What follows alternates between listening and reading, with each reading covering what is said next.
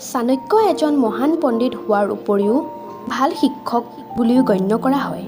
আচাৰ্য চাণক্যই বিশ্ববিখ্যাত তক্ষশিলা বিশ্ববিদ্যালয়ৰ পৰা শিক্ষা গ্ৰহণ কৰিছিল আৰু তাত আচাৰ্য পদত ছাত্ৰ ছাত্ৰীকো পথ প্ৰদৰ্শন কৰিছিল। আচাৰ্য চাণক্যই জীৱনত অদ্ভুত পৰিস্থিতিৰ সন্মুখীন হৈছিল যদিও কেতিয়াও হাৰ নামানি নিজৰ লক্ষ্যত উপনীত হৈছিল।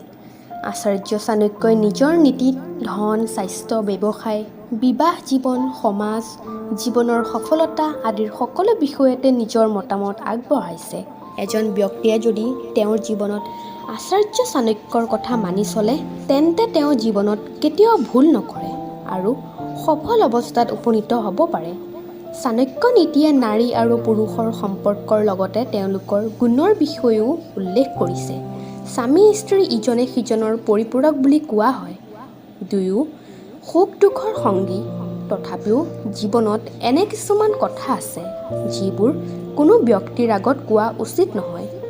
আপুনিও এইবোৰ কথা আপোনাৰ পত্নীৰ পৰা লুকুৱাই ৰাখিব লাগে, নহ'লে ভৱিষ্যতে বিপদৰ সন্মুখীন হ'বলগীয়া হ'ব পাৰে। স্বামীয়ে পত্নীক ক'ব নালাগে সেইবোৰ কেনেধৰণৰ কথা জানো আহক। আপোনাৰ অপমানৰ কথা নক'ব। আচাৰ্য চাণক্যৰ নীতিশাস্ত্ৰত উল্লেখ আছে যে স্বামীয়ে কৰা অপমানৰ কথা কেতিয়াও পত্নীক ক'ব নালাগে। নাৰীৰ বিষয়ে বিশ্বাস কৰা হয় যে যদি তেওঁলোকে এই বিষয়ে জানিব পাৰে তেন্তে তেওঁলোকে এই অপমানক ঠাট্টা কৰাত ব্যৰ্থ হয়। গোপনে দান দিব।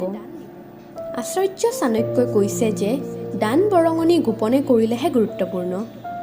আনকি পত্নীৰ পৰাও গোপন কৰি ৰাখিব লাগে। এনে নকৰিলে আপোনাৰ দানৰ গুৰুত্ব কমি যায়। লগতে বহু সময়ত আপোনাৰ পত্নীয়ে দানৰ বাবে কৰা ব্যয়ৰ উল্লেখ কৰি আপোনাক ভাল বেয়া বুলি ক'ব পাৰে। নিজৰ দুৰ্বলতা নক'ব। আচাৰ্য চাণক্যৰ মতে যদি স্বামীৰ কোনো দুৰ্বলতা আছে তেন্তে তেওঁ পত্নীৰ লগত ভাগ নকৰিব। আচাৰ্য চাণক্যৰ মতে যদি আপোনাৰ পত্নীয়ে আপোনাৰ দুৰ্বলতাৰ বিষয়ে জানিবলৈ পায় তেন্তে তেওঁ আপোনাৰ দুৰ্বলতাক আমন্ত্ৰণ কৰি নিজৰ কথা ক'ব। গতিকে নিজৰ দুৰ্বলতা কেতিয়াও কাকো নক'ব। উপাৰ্জনৰ প্ৰকাশ নকৰিব। আচাৰ্য চাণক্যৰ মতে স্বামীয়ে নিজৰ উপাৰ্জনৰ কথাও পত্নীক ক'ব নালাগে। যদি তাই আপোনাৰ উপাৰ্জনৰ বিষয়ে জানিব পাৰে তেন্তে তাই আপোনাৰ সকলো খৰচৰ ওপৰত অধিকাৰ দাবী কৰি বন্ধ কৰিবলৈ চেষ্টা কৰিব।